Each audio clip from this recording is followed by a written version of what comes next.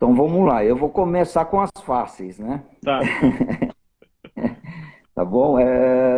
Ao abrir o gerenciador, surge uma mensagem. Existem arquivos que não foram instalados. Necessário reinstalação.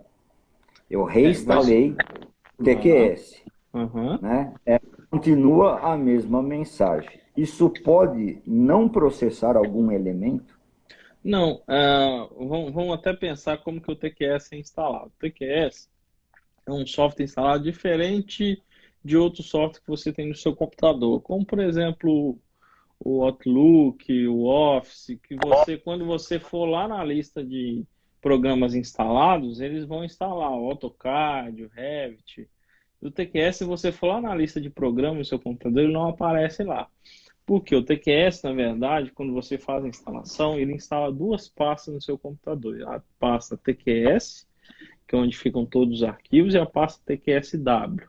Essa pasta Isso. TQSW é onde está o coração do negócio ali funcionando.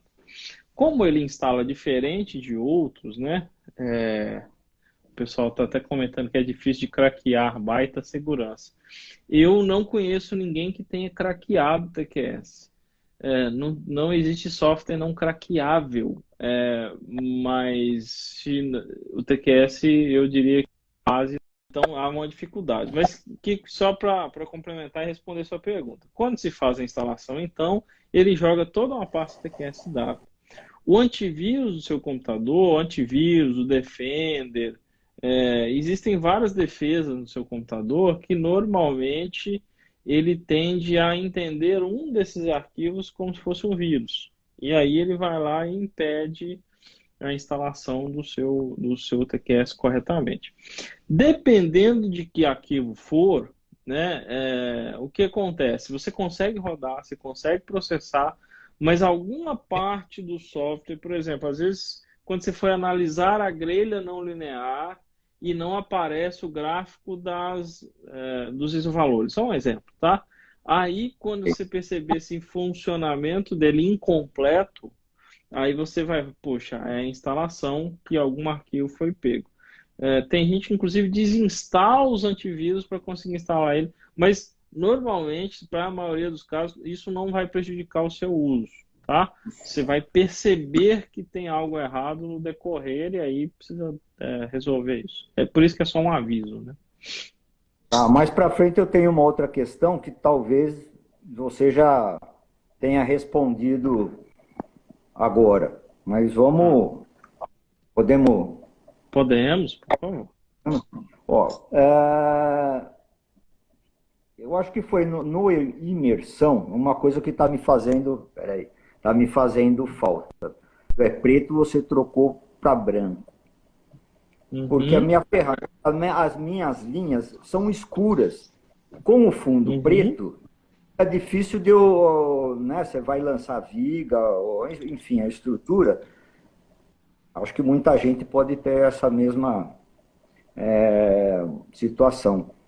Você saberia, pelo menos, o início disso daí, como, não sei como é que você podia A explicar. forma que eu fiz é porque eu geralmente modifico esse fundo quando eu vou apresentar algum curso que a tela está muito ruim. A forma que eu fiz, eu estou com o TQS aberto aqui, então tá fácil. A gente vai lá em ferramentas, esquema de cores, na minha, e lá eu mudo o esquema de cor aí tem escrito assim, cor de fundo. Eu mudo de preto para branco. É esse o processo. Agora, eu não tenho certeza, porque eu não testei na nova versão 22 se é possível mudar o fundo para branco. Mas eu acho que sim, porque eu estou com a 22 aberta aqui, é o mesmo caminho. Vai em Eu mudei. ferramentas, esquema de cores e muda para branco. Se essa cor do fundo não alterar, provavelmente, vou até fazer aqui, ó. Provavelmente alguma alteração da versão Não, 22. Aí eu checo junto com o suporte para você se tem alguma outra nova forma de fazer isso. ó, no dia que você explicou, eu fiz e eu alterei a Eu cor estou para fazendo branco. aqui também. Era um passo longo. Ó, Não era tão. eu fiz aqui e funcionou. Assim. Ah, é? Você alterou o fundo do modelo, não do gerenciador. Do gerenciador eu consigo. No modelador não mudou também. Ó, não mudou também. Mas é para ser o mesmo passo. O que eu vou fazer? Terminando a nossa live, vou trocar uma ideia já com o pessoal de suporte. Talvez pelo modelador ter sido alterado para. Vou até abrir aqui. Ele ter sido alterado para o modelo 3D. Talvez uma dessas vistas, né? Porque agora ele tem um cubo, várias vistas. Uma dessas vistas a gente tem algum ponto específico para alterar. Eu vou checar isso para você. Tá? Porque pode ser um novo, você entendeu por quê, né? Antes era 2D, agora a modelagem é 3D. Provavelmente uma dessas vistas a gente altera aqui, eu altero e consigo para você. Mas eu já estou Tá. olhando aqui já. Mas pode fazer a próxima. Em fundações, tá? Quando eu seleciono para o pré-dimensionamento de sapata, enviou uma mensagem referente aos pilares, P1 a P10, e não dimensionou as sapatas do projeto. O que poderia ter ocorrido? Ele não Pré-dimensionamento, né? Ele não pré-dimensionou, dimensionou, aí eu... mas que aviso deu?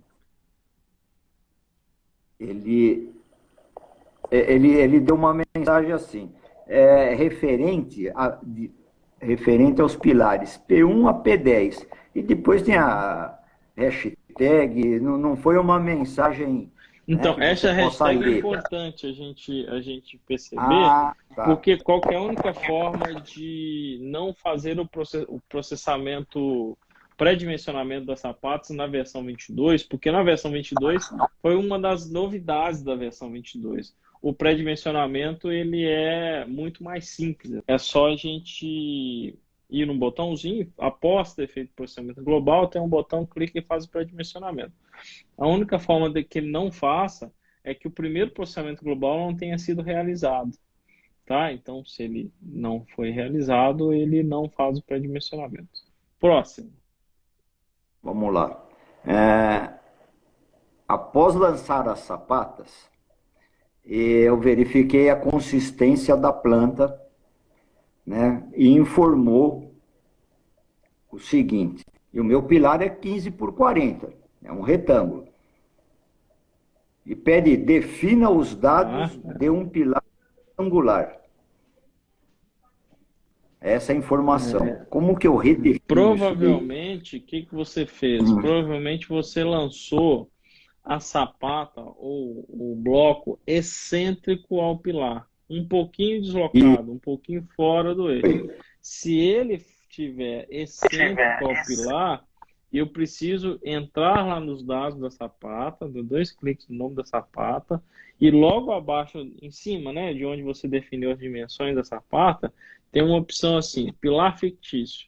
Você tem que clicar nesse pilar fictício, dizer que sim, e inserir dimensões suficientes para envolver o pilar existente, que é excêntrico. Então ele está... Porque esse pilar fictício vai ser centrado, mas ele precisa envolver o pilar existente. Para que serve isso? Qual que é a função disso? Não é um pilar que vai ser detalhado, não é um pilar que você nem vai ver ele no modelo 3D em lugar nenhum. A função desse pilar fictício é para que ele consiga resolver a biela, o bloco, a sapata pela teoria de biela. Porque o método teoria de biela ele precisa de uma carga centrada. Isso. Agora eu preciso, depois que eu entrar em fictício, pilar fictício, eu mudo a dimensão do pilar. O meu é 15 por 40, eu tenho que mudar a dimensão ou não? Não, o pilar da torre em si, ou da casa, o pilar da edificação não muda. O pilar fictício, que ele tem um tamanho tal que ele envolva. Então, por exemplo, vou dar um exemplo.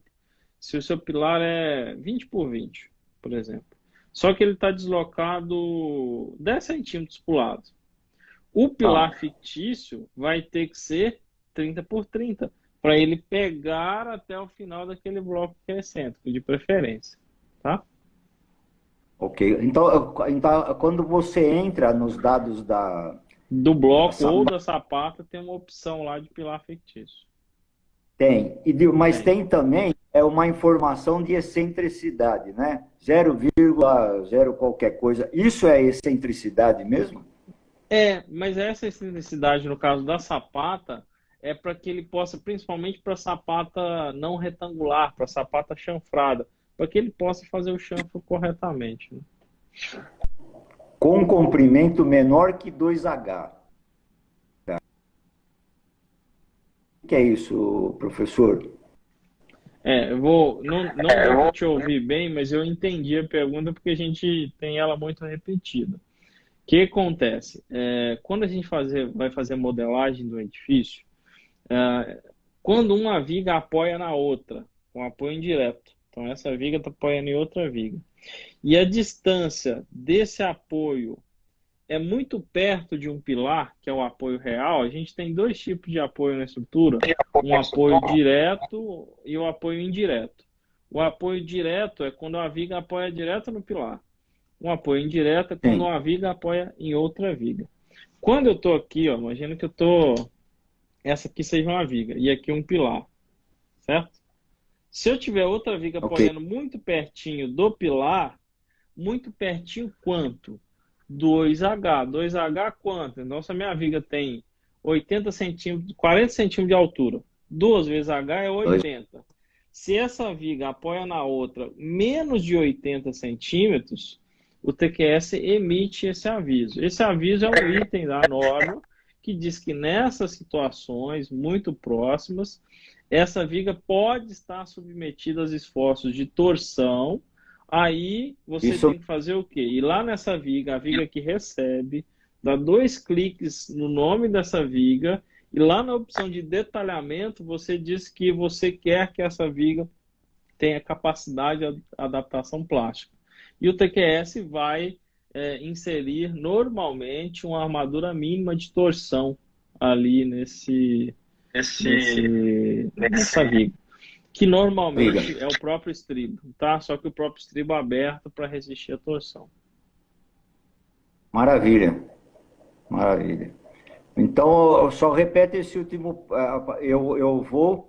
Eu clico na Na viga viga que do. recebe, ó, essa aqui tá apoiando nessa. Você vai nessa, dá 2 cliques no Tá. nome da viga ou clique, o botão direito editar, e lá na parte de detalhamento você tem uma opção assim, adaptação plástica, você diz que sim.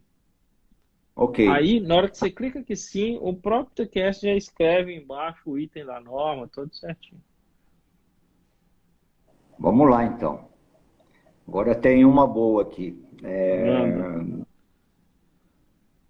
Outra informação. Deslocamento horizontal alto no pórtico. Verificabilidade. Ao Tá, verificar vamos lá.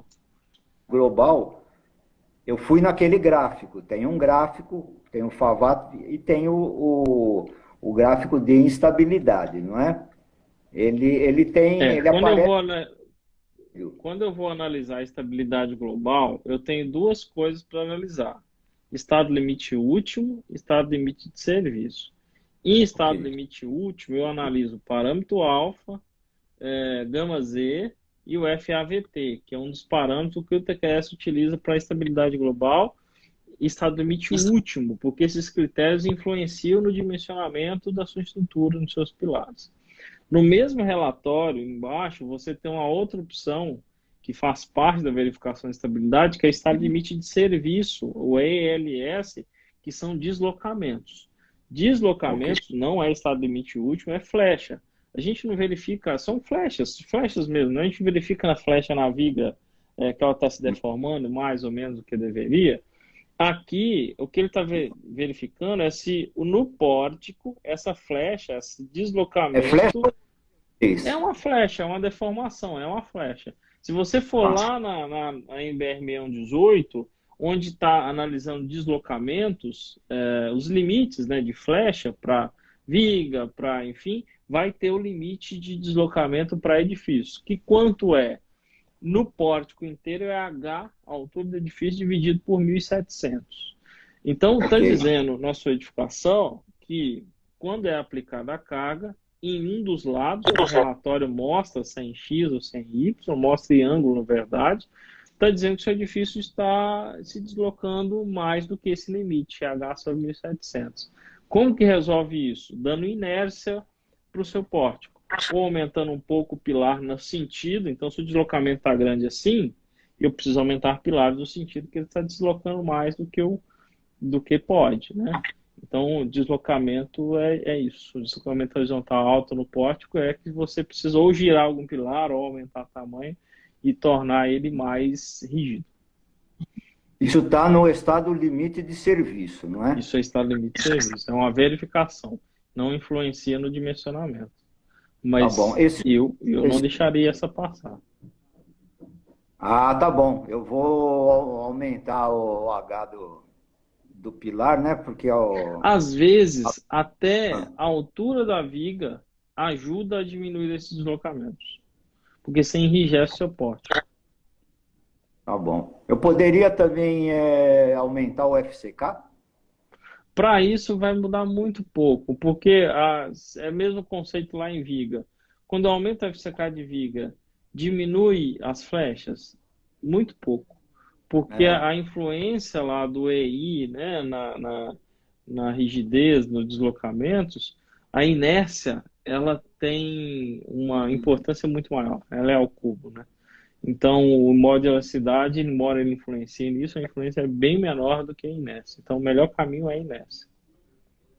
Rangel, isso é provocado pela força do vento? Exatamente. Se eu não tiver força horizontal nenhuma, não tem como ele se deslocar. Tá? Então, é uma força horizontal que pode ser causada principalmente por vento. Poderia ser o desaprumo também, que causa uma força horizontal, mas é o vento. Girar o pilar, igual o Jonas está falando aqui, é uma boa, pode ajudar tanto no deslocamento como no gama Z. Uma curiosidade é que, embora tanto o gama Z quanto o deslocamento dependam, né, desse deslocamento, dessa rigidez do pórtico, às vezes passa no gama Z, mas não passa no deslocamento. E tudo bem, são coisas diferentes mesmo. Ok. Girar o pilar é uma outra alternativa também, né? Sim. Ok. Vamos lá? Mais uma? Manda bala. Olha, após verificar no gerenciador que as armaduras de toda a estrutura foi processada, entrando no visualizador 3D e clicando em transparência, mostra apenas as armaduras da sapata, não mostra nem pilar nem viga. Talvez Entendeu? na hora de você selecionar lá as armaduras, cliquei no visualizador 3D, você tem que selecionar todos os elementos que você quer ver, talvez você tenha selecionado só sapato, e tem que clicar inclusive no penúltimo botãozinho, que é o botãozinho de atualizar. Isso. Com todos esses selecionados é para aparecer. Tá legal, em atualizar. E depois tem mais um botão, você lembra qual que é? Eu não sei. O último é pôr pavimento, é um que eu tenho ele aqui, que eu nunca uso, né? Deixa eu pegar aqui o 3D. Pôr pavimento, exatamente. Que seria que o sistema gera a representação 3D de cada pavimento. Nesse caso, o visualizador não será chamado. É isso aí. Tá, mas é em atualizar, então, né? Eu clico onde Você seleciona todos, exceto esse pôr pavimento. Aquela cor que sai no pilar, por exemplo, que é vermelho, isso importa alguma coisa ou eu clicando em transparência vai aparecer as armaduras? Não, é só...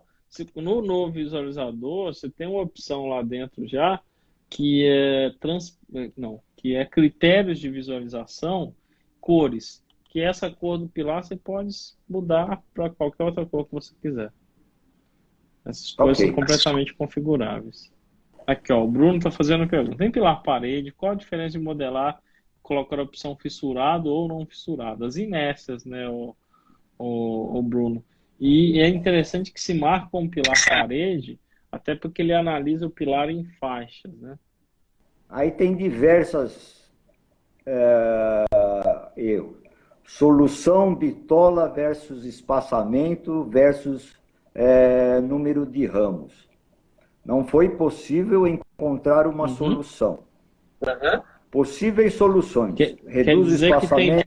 Quer dizer que tem. Não, vou te ajudar aqui de forma bem simples. Quando esse erro aparece, significa que tem pouca viga para muito esforço. Você tem que aumentar o tamanho dessa viga. Tá. O tamanho que você previu lá é pouco. Tá bem, tá bem. Agora, uma vez que ele autoprocessa, né?